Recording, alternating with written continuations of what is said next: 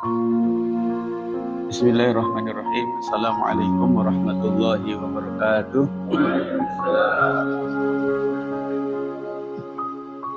Alhamdulillah alladzi allafa baina qulubina fa asbahna bi ni'matihi ikhwana. Asyhadu an la ilaha illallah wahdahu la syarika lah wa asyhadu anna Muhammadan abduhu wa rasuluhu la nabiyya ba'dah. Allahumma salli wa sallim ala habibina sayyidina nabiyina Muhammadin wa ala alihi wa sahbihi wa mawala.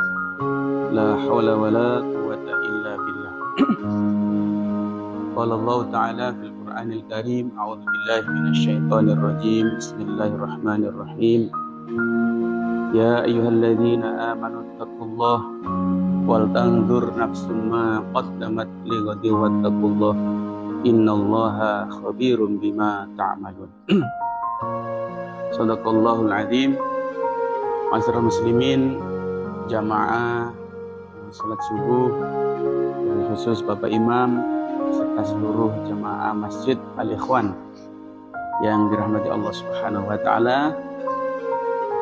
Alhamdulillah, mari kita senantiasa menambah rasa syukur kita kepada Allah Subhanahu wa taala atas nikmat yang telah Allah berikan kepada kita. Nikmat yang sangat tidak bisa kita hitung dengan alat apapun yang ada di dunia ini. Salah satunya saja, jemaah sekalian, mari kita renungkan betapa besar sekali nikmat Allah. Di antaranya adalah oksigen yang kita hirup setiap hari. Satu hari itu kan ada 24 jam atau kurang dari itu. Ada yang kurang kasih 24 jam kan? Ada yang lebih 1 detik. Pokoknya 24 jam lah kira-kira begitu ya. Lalu 24 jam, dalam penelitian, dalam 24 jam itu setiap kita manusia itu menghirup oksigen tidak kurang dari 2.880 liter. Jadi kita menghirup oksigen begini. Mungkin kalau lari lebih banyak lagi, karena kalau kita lari olahraga itu butuh oksigen yang lebih banyak. Tapi keadaan normal menurut penelitian itu 2.880. Kita menghirup oksigen itu pernah dipungut biaya ke saya? Coba ada yang mengaku? Satu, mulai dari presiden sampai masyarakat yang statusnya apa saja, yang penting dia sehat, bisa normal, maka sepeser pun kita tidak mengeluarkan uang. Berapa harga oksigen kalau kita beli? Sama sekalian itu 25.000 per liter. Nah, kalau ketemu sekarang kalikan 25.000 ya, kali 2.880 berarti kurang lebih kita mengeluarkan uang kalau itu beli tidak kurang dari 74 juta per 24 jam atau per hari. Itu kepeng kan? Tapi kita kan tidak pernah dipungut biaya oleh Allah. Sepanjang kita masih menghirup oksigen dengan normal. Kan kita nggak pernah hitung nih. Pokoknya enak saja. Nanti kalau katong sudah sakit, baru katong berurusan dengan perlu oksigen, pembayar, ya kan? Nah, bismillah. Itu baru oksigen. Kalau diuangkan, ya, kita harus mengeluarkan uang 74 juta per hari. Kalikan bulan, kalikan tahun, udah berapa? Itu baru oksigen. Belum lagi nanti ada unsur yang lain. Belum lagi kita punya organ tubuh, mata, saraf, waduh. Ya, karena itu dalam Al-Quran Allah nyatakan wa in ta'uddu nikmatallahi la tuhsuha. Seandainya kalian menghitung-hitung nikmat Allah, niscaya tidak akan mampu. Tapi meskipun tidak mampu kita hitung-hitung, tapi dengan nikmat yang kemudian kita harus perhatikan, maka disitulah tadi ketika kita tahu, oh kita menghirup oksigen itu sekian banyak, lalu kalau itu kita diperlukan untuk biayanya, maka sekian. Masya Allah. Lalu kita juga memperhatikan diri kita, ya, ketika ada seseorang yang kemudian organ tubuhnya bermasalah, misalnya ginjal misalnya bermasalah, otomatis darah kita tidak bisa ya olah oleh ginjal secara normal, maka kita harus cuci darah. Berapa biaya cucian darah dan seterusnya.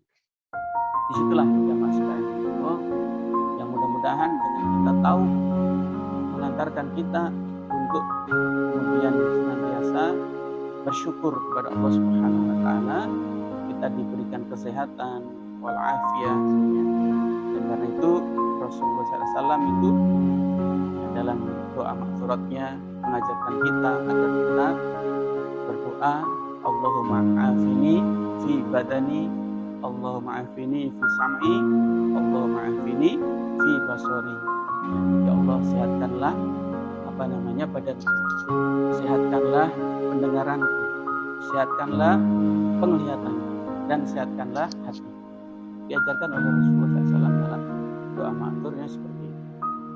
Jamaah sekalian yang dirahmati Allah Subhanahu wa taala, ya, tidak lupa juga kita senantiasa memperbanyak sholawat pada baginda Rasulullah Muhammad SAW beserta para sahabatnya, para keluarganya, dan juga para pengikutnya yang senantiasa bersama-sama terus mengikuti apa yang dibawa oleh baginda Rasulullah Muhammad SAW.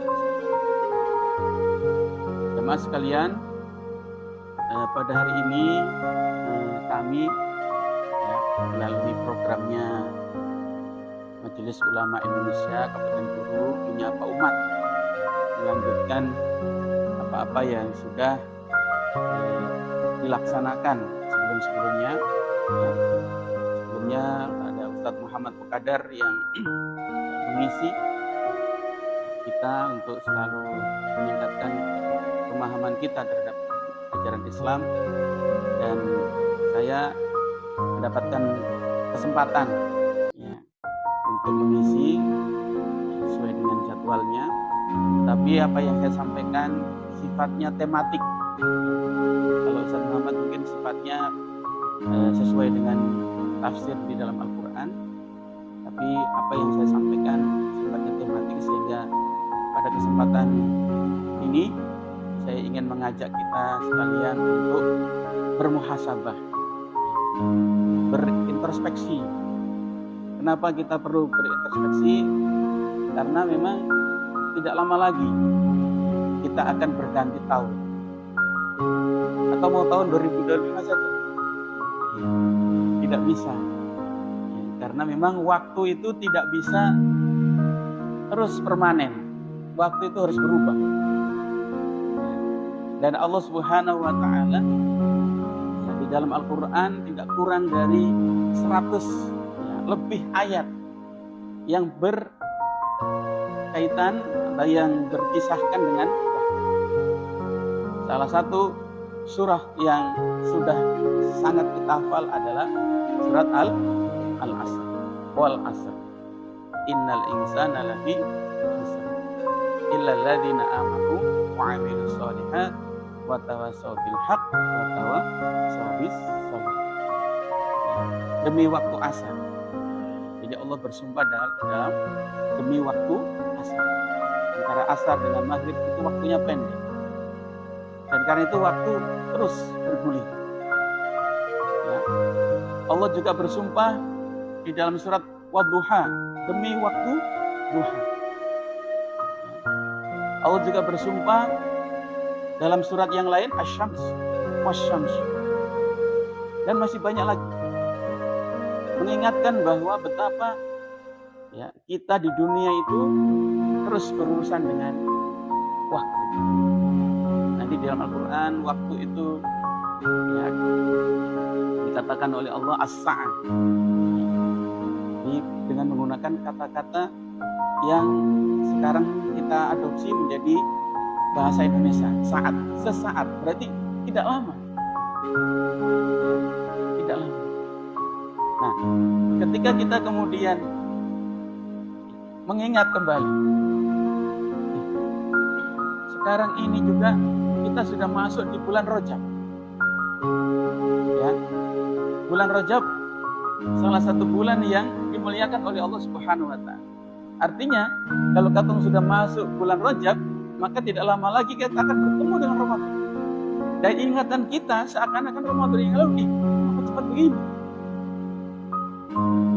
Ya, kenapa cepat begini? Nah, karena itulah jamaah sekalian yang dirahmati Allah Subhanahu wa taala, jadi perpindahan waktu itu tidak bisa dicegah, tidak bisa dihalangi.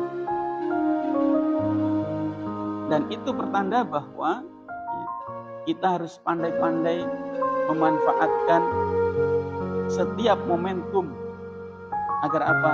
Agar kita dapat melakukan kebaikan-kebaikan. Kenapa?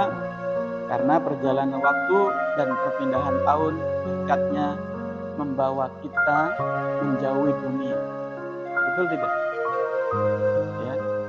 Jadi hari ini, lusa, itu semakin kita jauh dari dunia. Ya. Dan sebaliknya, mendekatkan kita kepada akhirat.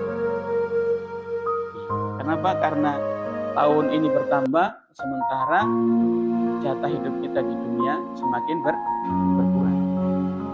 Ya. Demikian juga, di dunia inilah tempat kita beramal. Berarti semakin tahun ini bertambah, maka menjauhkan juga kita dengan amal-amal. Coba mari kita misalnya hitung. Ya, dari saat kita usia balik, katakanlah 13 tahun atau 12 tahun. Ya, lalu sekarang kita berusia, kalau saya 55 tahun. Berarti berapa amal kita itu? Ya, 55 tahun dikurangi 12. Ya kan? Baru 40 sekian tahun kita beramal. Jatah waktu kita di dunia rata-rata umat Rasulullah SAW adalah 63 tahun. Berarti tinggal berapa nih kita? Ya, itu pun kalau rata-rata 63 tahun. Tapi kalau tidak, ya, kita tidak tahu. Nah, karena itulah jamaah sekalian yang berkat Allah Subhanahu wa taala, ya, pergiliran tahun ya, tentu saja tidak harus maknai ya, untuk bahwa kita semakin akan ya, dekat dengan apa-apa yang nantinya akan dijanjikan oleh Allah Subhanahu wa taala. Dalam sebuah riwayat Imam Bukhari dalam sahihnya ya, mengutip perkataan Sayyidina Ali radhiyallahu anhu, dia mengatakan irtahalatid dunya mudbiratan. Dunia telah pergi membelakangi. Wa irtahalatil akhiratu muqbilatan. Dan akhirat datang mendekat. Walikulli minhuma banun. Keduanya memiliki anak-anak. Fakunu min abna'il akhirah, maka jadilah kalian anak-anak akhirat. Wala takunu min abna'id dunya, dan janganlah menjadi anak-anak dunia. Fa innal yauma amalun wala hisabun. Sesungguhnya hari ini adalah amal tanpa hisab. Wa ghadan hisabun wala amal, dan esok adalah hisab tanpa amal. Jadi dari perkataan Sayyidina Ali ini jamaah sekalian, Allah, ya, kita tentu sadar pergiliran tahun ini berarti apa? Ya, dunia telah pergi, ya, menjauh, dan kita akan bersama-sama menghadapi akhirat yang ya tidak tahu kita. Ya, karena ajal manusia kata Allah idza jaa ajaluhum la yastakhiruna sa'atan wala yastaqdimun. Ketika ajal itu datang, tidak ada yang bisa menunda dan tidak ada yang bisa mempercepatnya. Allah sudah tahu. Kita tidak tahu Ramadan yang kurang lebih 50 hari lagi, apakah kita masih dapat bertemu dengan Ramadan. Karena itu kita dianjurkan banyak-banyak berdoa. Allahumma barik lana fi Rajab wa Sya'ban wa ballighna. Ya Allah, berkailah kami di dalam bulan Rajab dan Sya'ban. Wa ballighna Ramadan. Kita ingin lagi ketemu dengan bulan suci Ramadan. Karena begitu Ramadan, Masya Allah, ya, kita bisa menyaksikan betapa Allah memberikan peluang-peluang yang besar kepada kita untuk senantiasa banyak-banyak mengabdi kepada Allah Subhanahu wa Ta'ala. Oleh itu jamaah sekalian yang dirahmati Allah Subhanahu wa Ta'ala, ya, perlunya kemudian kita melakukan evaluasi. Dalam bahasa keseharian kita, muhasabah. Penting kita adakan muhasabah, sebagaimana juga kalau kita analogikan itu, ya, setiap orang yang berusaha, ya, baik itu petani, pedagang, ya, apa saja, termasuk juga mungkin pegawai negeri, ya, itu selalu dievaluasi. Kalau di pegawai negeri ada yang namanya monitoring dan evaluasi. Dalam perusahaan juga demikian, ya. Makanya dalam sebuah ilmu manajemen itu seorang leadership, seorang pemimpin itu setidaknya memiliki yang kita sebut dengan planning, ya kan? Kemudian organizing, acting, lalu controlling. Jadi melakukan perencanaan. Ya, setelah melakukan perencanaan, melakukan bagaimana rencana ini bisa dilaksanakan, maka di manage, diorganisasikan. Lalu dilaksanakan, baru dievaluasi. Begitu. Supaya apa? Supaya ketahuan mana yang kemudian sudah kita laksanakan, yang sudah kita laksanakan capaian seperti apa, mana yang belum terlaksana, ya, sehingga perencanaan berikutnya seperti apa. Nah, disitulah Allah Subhanahu Wa Taala di dalam surat Al-Hasr tadi yang sudah saya baca di dalam mukadimah, surat Al-Hasr ayat 18. Nanti kalau kita tilawatil Quran sambil kita renungkan. Allah berfirman, A'udzubillahi minasyaitonirrajim. Ya ayyuhalladzina amanu taqullah. Wahai orang-orang yang beriman, bertakwalah kepada Allah Subhanahu wa taala. Wal tanzur nafsum ma qaddamat liwati wattaqu. Ya, jadi kita diperintahkan bertakwa kepada Allah dan diperintahkan agar memperhatikan apa-apa yang kita siapkan, yang kita rencanakan, yang akan kita lakukan untuk hari esok, untuk hari kiamat. Ini perintah Allah Subhanahu wa taala agar kita memperhatikan betul. Ya. Nah, ketika kita merencanakan, tentu juga kita melakukan, ya, kembali menengok apa yang sudah kita lakukan sebelumnya. Apakah kemudian yang sudah kita lakukan sebelumnya itu sudah sesuai dengan apa yang dikehendaki oleh Allah, maka disitulah kita perbaiki. Dalam kehidupan kita sebagai manusia tidak ada yang sempurna. Ya. Al-insanu makhluk khata'. Manusia itu adalah makhluk tempatnya salah dan juga lupa.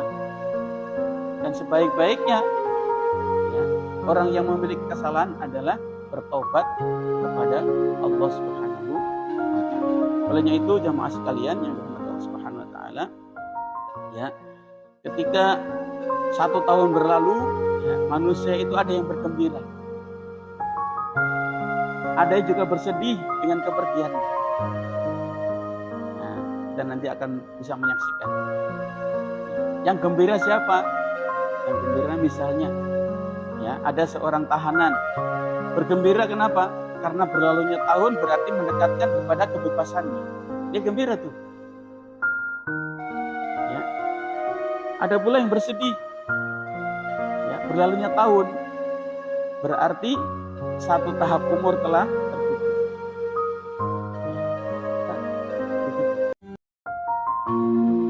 Lalu apa? Mendekatkan pada mereka pada tadi panggilan Allah Subhanahu wa taala.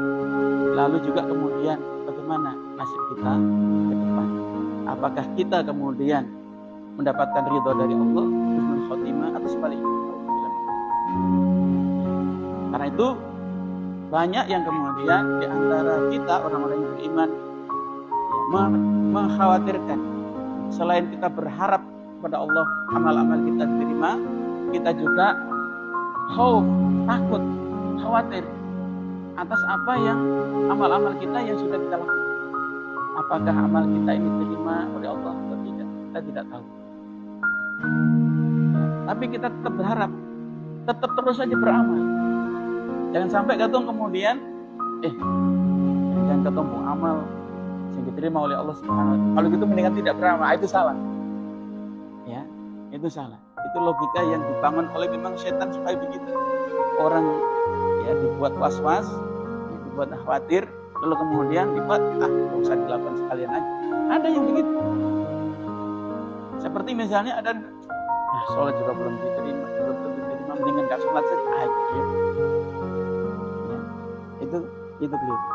Nah, karena itulah di dalam firman Allah Subhanahu wa taala ya, Allah ungkapkan yauma tajidu kullu nafsin ma 'amilat min khairin muhdara wa ma 'amilat min syu'in tawaddu law anna bainaha wa bainahu amadan ba'ida. Pada hari ketika tiap-tiap jiwa mendapati segala kebajikan yang dilakukannya, di hadapannya dan segala kejahatan yang dilakukannya, ia ingin kalau ada jarak yang jauh antara dirinya dengan amal itu. Jadi setiap orang ya, tentu kemudian mengkhawatirkan akan amal yang sudah kita lakukan, tapi juga tetap harus berharap kepada Allah Subhanahu wa taala amal kita diterima oleh Allah Subhanahu wa taala. Jamaah sekalian yang dirahmati Allah Subhanahu wa taala, ya.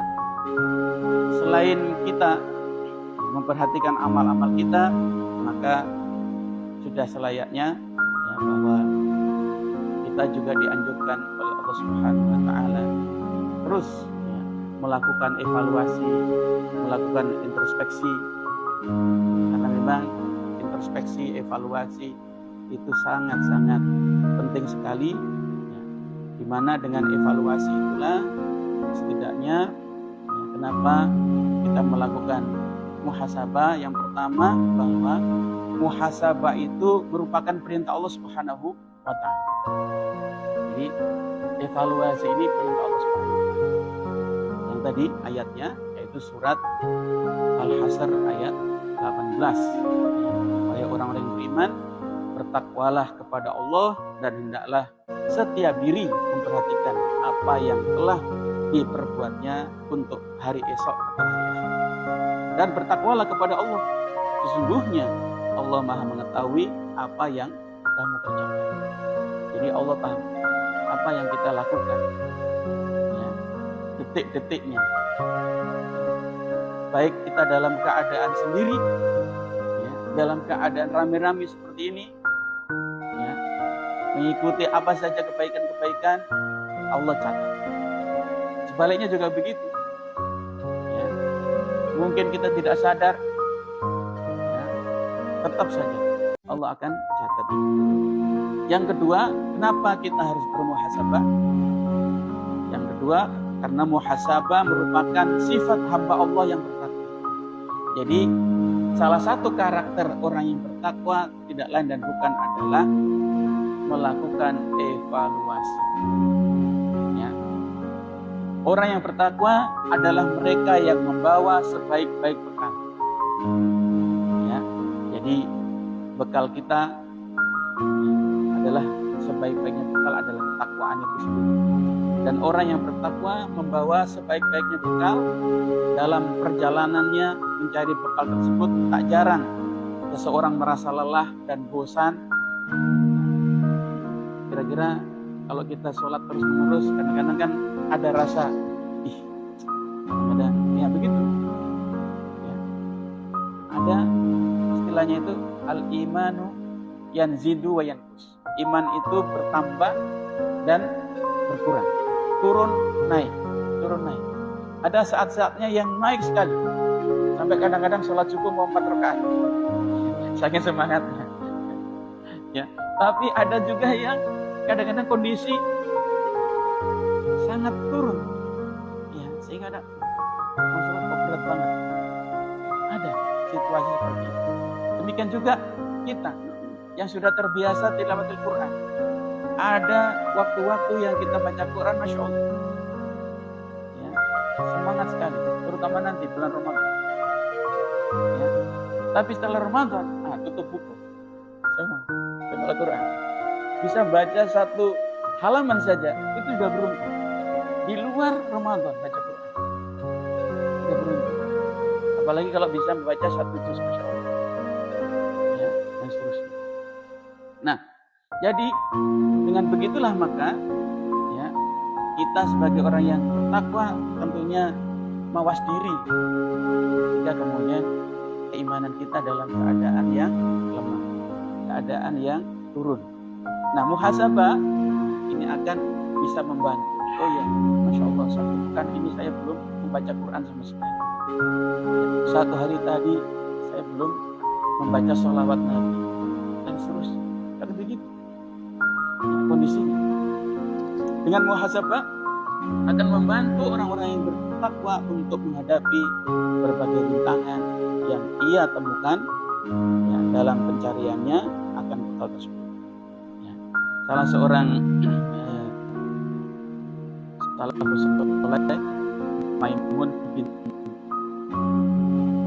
Marham rahimahullah mengatakan, la yakunul abdu taqiyan hatta yakunul asyaddu muhasabatan nasyatish syafi'i bisyai'i. Ya, seorang menjadi bertakwa melakukan muhasabah dirinya lebih kes daripada selaman yang membuat perhitungan yang teman. Jadi ulama salaf ini mengatakan ya, tidak ada sesuatu bagi orang yang bertakwa sampai dia melakukan muhasabah yang sangat-sangat intens. Seperti seorang teman yang akrab, ya teman yang akrab itu kan apa saja dikasih. Ini. Tapi ada teman yang kemudian sampai mau ngasih sesuatu saja itu dihitung. Kita kemarin kasih ini. Ya, lalu dia ingat lagi, dulu kita kasih ini lagi. Dia saking ingatnya. Seperti itu. Ya. Nah, itu kenapa kita bermuhasabah. Jadi muhasabah merupakan sifat hamba orang-orang yang bertakwa. Nah, kemudian yang ketiga, kenapa kita perlu bermuhasabah? Ya. Karena muhasabah merupakan buah manis yang kemudian nanti adalah ujung-ujungnya taubat kepada Allah Subhanahu wa taala. Mengakui kesalahan kita kepada Allah Subhanahu wa taala. Kalau kita melakukan introspeksi dan kemudian kita ingat pernah melakukan hal-hal yang bertentangan dengan apa yang Allah kehendaki, maka itulah yang membuat kita akhirnya mengakui kesalahan kita kepada Allah Subhanahu wa taala. Jadi ketika seorang melakukan muhasabah, maka akan tampak hal-hal yang kita bisa lakukan.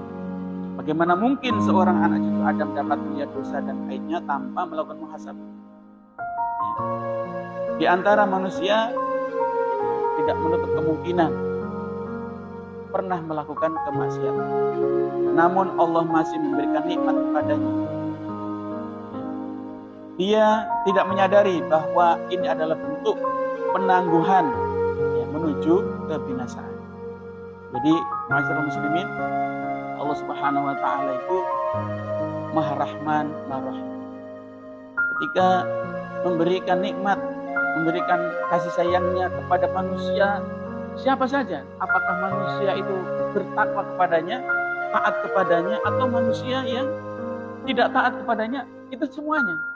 Tapi ingatlah ya, bahwa ketika Allah Subhanahu wa taala memberikan kenikmatannya kepada yang tidak taat kepada Allah Subhanahu wa taala, itu sesungguhnya adalah penangguhan. istidraj namanya. Ya, penangguhan saja. Nah, disinilah Allah nyatakan di dalam ayatnya, walladzina kadzdzabu bi ayatina sanastadrijuhum min haitsu la ya'lamun. Dan orang-orang yang mendustakan ayat-ayat kami, nanti kami akan menarik mereka dengan berangsur-angsur ke arah kebinasaan dengan cara yang tidak mereka ketahui. Ya. Karena itulah jamaah sekalian Allah, ya, kita harus senantiasa mengingatkan, mengajak, ya, sebagaimana di dalam surat Al-Asr itu, ya, wal asr innal insana lafi khusr illal ladzina amanu wa 'amilus sholihat wa tawassaw bil haqq wa tawassaw bis sabr. Demi waktu asar, sesungguhnya manusia itu semua merugi, kecuali, nah ada pengecualian semua. Siapa manusia yang tidak merugi? Pertama, manusia yang beriman kepada Allah Subhanahu wa taala.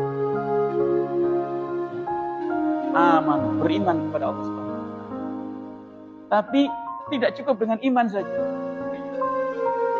Ya, harus ada kelengkapannya. Ibaratnya misalnya seorang yang sudah mendaftar sebagai mahasiswa. Oh, saya sudah jadi mahasiswa nih. Tidak cukup dengan mahasiswa itu saja. Dia harus mengikuti apa-apa yang menjadi syarat dan ketentuan yang berlaku. Nah, gitu. Apa syarat dan ketentuan yang berlakunya? Nah, supaya kita tidak merugi, yaitu tadi wa 'amilus sholihat, ya, melakukan amal-amal yang soleh.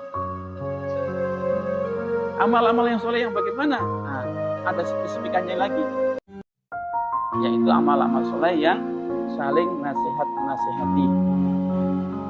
Bapak-bapak, jamaah sekalian, nasihat-menasihati, ya, di dalam benak kita seakan-akan kemudian kita menasihati orang lain. Tidak. Bagaimana kita menasihati yang terdekat dulu. Kita sebagai kepala keluarga, sebagai suami, maka kita punya otoritas menasihati kepada pasangan kita. Ya. Bahkan dalam hadis, ya, kalau ada kemungkaran cegahlah dengan tangan. Kalau tidak mampu lagi dengan lisan, tidak mampu lagi dengan hati, dan itulah selemah-lemahnya iman. Maka ketika kita punya otoritas, berarti kita punya kekuasaan. Kekuasaan kita di mana? Di keluarga. Bagaimana dengan kondisi keluarga? Nah, ketika pasangan kita, ya, suami, istri, ya, istri kita, waktunya sholat, maka kita ingat, Bu, ya, kalau keluar rumah auratnya mesti itu bagian daripada kita menasihati. Ya. Jangan sampai kemudian mindset kita watawasau bil haq itu menasihati kepada orang lain dulu. Yang ini yang kadang-kadang, ya, menjadi mindset yang terbangun seakan-akan menasihati hanya kepada orang lain, padahal ada yang punya otoritas terdekat, gitu, yaitu keluarga. Anak kita bagaimana? Ya, ini nih menjelang tahun-tahun baru. Biasanya kita anak muda atau orang tua yang berjiwa muda, ya, larut dalam suasana tahun baru, seakan-akan tahun baru melepaskan kegembiraan dalam berbagai hal. Ya, apalagi libur panjang. Dari Rabu, hari Kamis mulai libur. Ya, maka Rabu itu sudah. Nah, kami juga dari pemerintah kabupaten sudah membuat himbauan melalui camat, melalui desa, agar tahun baru tidak ada lagi liburan. Mari kita sama-sama di desa-desa, perkotaan, ke masjid, bila perlu bermunajat kepada Allah Subhanahu wa taala. Minta ampunan Allah. Ya, minta perlindungan dari Allah Subhanahu wa taala. Bukankah kita kemudian tidak mengambil pelajaran dari berbagai peristiwa-peristiwa yang terjadi? Ya, dan inilah bagian daripada kita melakukan pencegahan. Ya. Otoritas kita di keluarga sangat banyak. Ya, anak-anak kita kita himbau, nah, ini tahun baru, yang biasanya dilakukan sudah stop terus. Itu bagian daripada ini. Jangan sampai kita sebagai orang tua, ya, anak-anak kita keluar dengan temannya, kita tidak kontrol ini dengan siapa nih. Ya. Kata Nabi, ketika pengen mengetahui ya, seseorang, maka lihat dengan siapa dia berteman. Nah, kita sebagai orang tua berkewajiban mengontrol anak-anak kita, karena kita punya otoritas. Dan itulah juga yang diperintahkan oleh Allah Subhanahu wa taala. Ya, di dalam surat At-Tahrim ayat 6. Ya ayyuhalladzina amanu qu anfusakum wa ahlikum nar. Ya, wahai orang yang beriman, jagalah dirimu dan keluarga. Jadi tidak hanya diri kita sendiri saja. Keluarga. Nah, keluarga bisa kita artikan keluarga yang sifatnya biologis. Berarti anak kita, dzurriyyah kita. Juga sekitar kita, keluarga besar kita. Nah, yang paling dekat sekali karena kita sebagai ar-rijalu qawwamun nisa, ya, bahwa seorang laki-laki itu adalah pemimpin bagi perempuan termasuk, maka kita, ya, kepala keluarga itu punya otoritas. Nah, kalau ini kita bangun di masing-masing keluarga, masya Allah, saya yakin, ya, ketakwaan itu akan hadir, muncul di tengah-tengah komunitas, muncul di tengah-tengah perkotaan, desa dan karena dimulai dari keluarga. Ya. Lebih lagi sekarang zamannya teknologi yang canggih. Ya. Perlu bagi kita juga mengontrol, mengevaluasi bagaimana anak-anak kita, meskipun kita sudah, Pak, saya ini sudah bekerja keras, ya, jarang ketemu anak-anak. Nah, disitu yang perlu bapak-bapak, kita sebagai para ayah hadir juga, meskipun kita sudah mencari nafkah, ya, itu kewajiban kita, tapi jangan sampai kemudian anak-anak merasa jauh dari bapaknya, jauh dari ayahnya. Dan inilah fenomena yang sekarang terjadi, ya, less father. Jadi seakan-akan anak itu tidak ada ayahnya. Kenapa? Karena ayah tidak terlalu dekat dengan anak-anak. Disinilah jamaah sekalian Allah, ya, bagaimana, ya, watawasau bil haq tadi, ya, memberi nasihat yang paling dekat aja. Kemudian tidak hanya watawasau bil haq, tambah lagi watawasau bis sabr, dan saling menasihati dengan kesabaran, dengan penuh ketelatenan. Karena menasihati anak-anak ini kadang tidak cukup 1 kali 2 kali. Menasihati pasangan hidup yang kita cintai sehari-hari itu kadang-kadang, bapak sih, kalau kita pakai jilbab ini panas, Pak. Kan ini kita nasihat.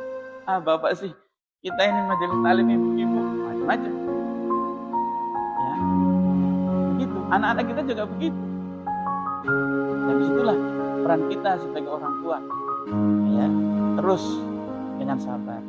Apalagi kalau misalnya kita sebagai orang tua ingin juga anak-anak kita tumbuh kembang dalam pemahaman, ya, keislamannya, maka tidak menutup kemungkinan ada orang tua yang sadar untuk mencarikan anaknya kemudian pengajian-pengajian yang baik, yang kemudian bisa menemukan anaknya, ya, mengetahui, memahami ajaran Islam dengan baik. Yang itu yang nantinya akan bermanfaat bagi orang tua. Nah, di sini, ya, mungkin ada kalau masih anak-anak kita titipkan di TPQ, ya, dengan guru ngaji.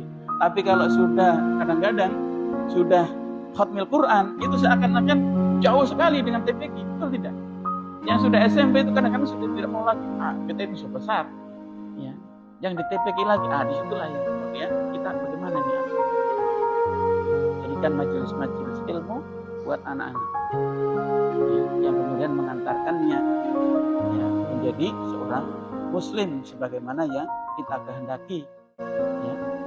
Kenapa? Karena ketika nanti kita sudah dipanggil oleh Allah, ya, di tahun dipanggil, maka Rasulullah mengatakan, ya, idza mata benu Adam in qata amaluhu illa bisalis.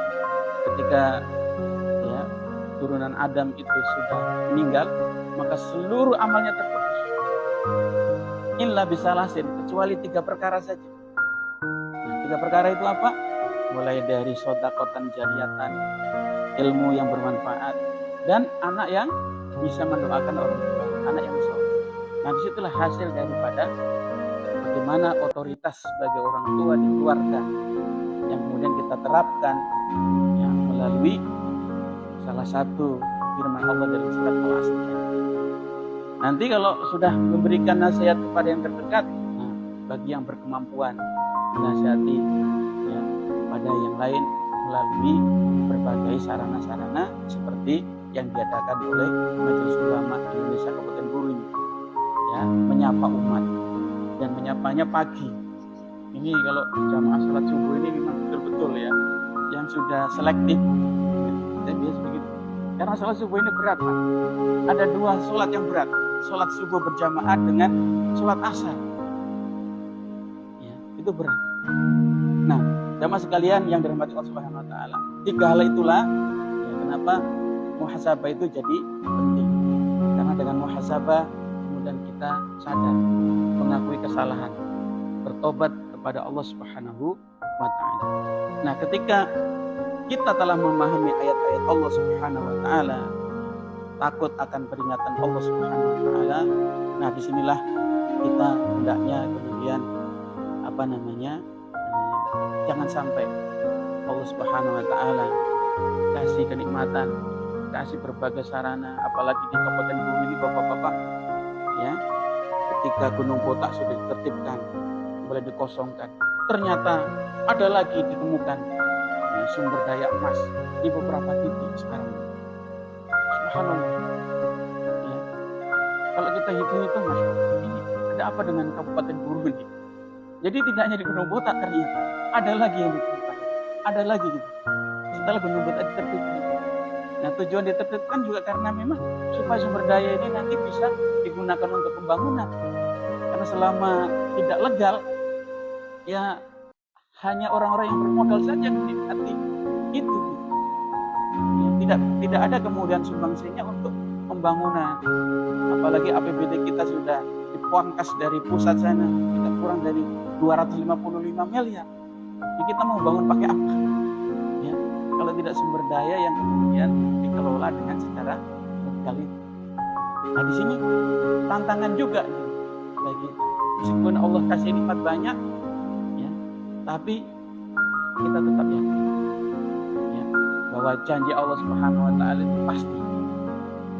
Ya, sebagaimana di dalam surat Al-A'raf. Nanti bapak-bapak kalau kembali ya, membaca Al-Quran surat Al-A'raf ayat 90. Makanya ke depan kata ulama, ilmu itu harus diikat dengan tulisan, catatan. Ya. Kalau nggak catat hilang lagi. Kalau kita catat, surat Al-A'raf ayat 96.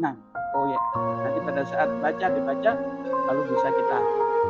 Walau anna ahlal qura amanu wattaqaw la fatahna alaihim barakatis samawati wal ardh. Ya. Allah sudah berjanji ya, jika satu penduduk negeri, walau anna ahlal qura aman, beriman kepada Allah, wattaqaw, dan bertakwa kepada Allah Subhanahu wa Ta'ala. Ini ya, syarat dan ketentuannya berlaku, SKB, syarat dan ketentuan berlaku. Berlakunya apa? Aman, beriman sesuai dengan apa yang dikehendaki Allah Subhanahu wa Ta'ala, dan bertakwa sesuai dengan apa yang dikehendaki. Apa janji Allah? La fatahna alaihim barakat. Allah akan membukakan pintu-pintu keberkahan. Dari mana saja? Dari langit dan dari bumi. Allah bukakan pintu-pintu keberkahan dari langit.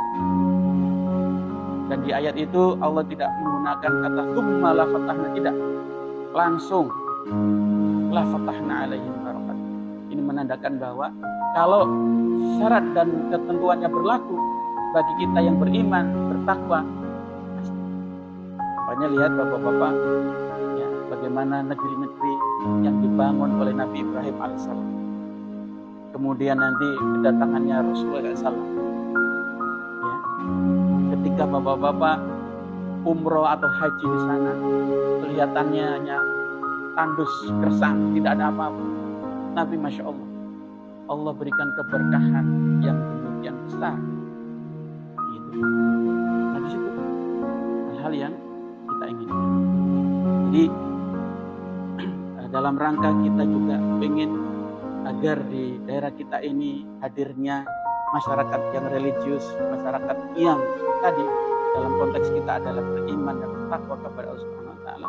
Maka mari kita bersama-sama semakin mendekatkan diri pada pemahaman ajaran Islam yang sudah kita yakini melalui majelis-majelis ilmu ya, baik yang seperti ini atau juga bagi anak-anak muda ya, nanti ada forum-forum anak-anak muda yang terus menerus ya ingin meningkatkan pemahamannya pada Islam. Demikian juga di aparat sipil di dalam RPJMD kita, rencana pembangunan jangka menengah daerah, Bupati dan saya dan seluruh perangkat daerah itu di sana kita sudah mencantumkan agar kemudian adanya pembinaan masyarakat berbasis nilai, pembinaan aparatur sipil berbasis nilai. Kenapa? Karena hanya dengan bagaimana sumber daya manusia yang siap, ya, yang mengantarkan dan taat kepada pengaturnya yaitu Allah Subhanahu wa taala, secara tidak langsung yang nantinya bisa mendatangkan keberkahan. Sebagai contoh begini Bapak, ketika kita umat Islam taat kepada ajaran Islam sendiri, maka secara tidak langsung kita itu sudah membantu berkontribusi kepada pembangunan. Kenapa? Coba sekarang umat Islam menjalankan syariatnya atau umat agama yang lain juga menjalankan syariat, kemudian tidak melakukan perbuatan yang melanggar hukum saja, maka anggaran di bidang hukum kan berkurang nih. Ini gampang-gampang saja. Kalau semakin banyak kriminal, semakin banyak di lapas, anggaran juga besar Pak, ngasih orang makan terus-menerus negara. Bahkan sekarang itu nanti akan ada hukuman itu tidak lagi dimasukkan di sel karena sudah tidak muat lagi. Nah, kita umat Islam ketika memberikan pembinaan kepada generasi muda kita tidak kemudian terjebak dan kriminal, maka dengan sendiri berkurang. Yang kedua, dengan kita melakukan tata kepada kinerja kita, takwaan kita Allah Taala memberikan kita taat kepada sholat lima waktu. Ya, tapi kita juga akan taat mengeluarkan zakat, taat bersedekah, ya, taat infak dan seterusnya. Dan itulah bagian daripada yang nantinya bisa dikelola. Untuk apa? Misalnya di sini ada Pak Ketua Basnas nih. Ketika ada infak sedekah ya dari kaum muslimin dan seterusnya, maka di situ bisa dialokasikan untuk pengentasan kemiskinan. Ya, untuk menciptakan lapangan kerja. Jadi secara tidak langsung ini akan menyelesaikan PR-PR selama ini.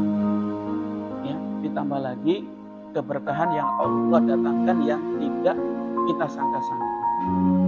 Ya, wa may yattaqillaha yaj'al lahu makhraja wa yarzuqhu min haitsu la yahtasib. Disinilah ya peran kita. Kenapa kita harus melaksanakan syariat agama ini dengan baik?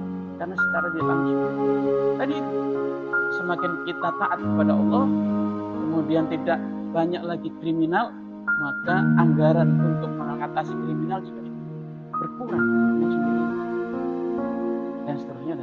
Nah, hal-hal inilah mari kita introspeksi, muhasabah ya, mulai dari tahun 2025 kemarin Januari, apa yang sudah kita lakukan ya Allah. Ternyata sholat kita masih ada yang bolong-bolong. Mari kita perbaiki. Ya Allah, ternyata tahun yang lalu di Ramadan kita belum bayar zakat, padahal zakat kita itu sudah nisabnya sudah ada, haulnya sudah ada gitu. Nah, maka tadi yang akan datang mari ya, kita laksanakan perintah Allah Subhanahu wa taala. Karena itu bagian daripada ketakwaan kita kepada Allah Subhanahu wa taala, dan kita bagian daripada kaum muslimin yang mudah-mudahan ya, masuk dalam apa yang pernah disampaikan oleh Rasulullah SAW, bahwa hendaknya kita menjadi orang ya man kana yauma khaira ya min amsahu fahuwa rabih. Barang siapa hari ini lebih baik dari kemarin, kemarin, maka ia berhenti. Jangan sampai kita wa man kana yauma ya mithlu amsahu fahuwa maghbun. Barang siapa hari ini sama dengan kemarin, maka ia merugi. Apalagi yang seperti yang berikutnya, wa man kana yauma syarron ya min amsahu fahuwa mal'un. Ya, jangan sampai yang ketiga ini. Kalau sama saja dengan hari kemarin kita rugi, apalagi lebih buruk dari kemarin.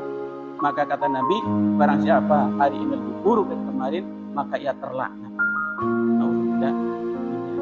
Nah disitulah ya, kenapa kita perlu introspeksi. Jamaah sekalian yang dirahmati Allah Subhanahu wa taala, ini saja kelihatannya jawaban aminnya sudah menandakan bahwa sudah di depan sudah disiapkan.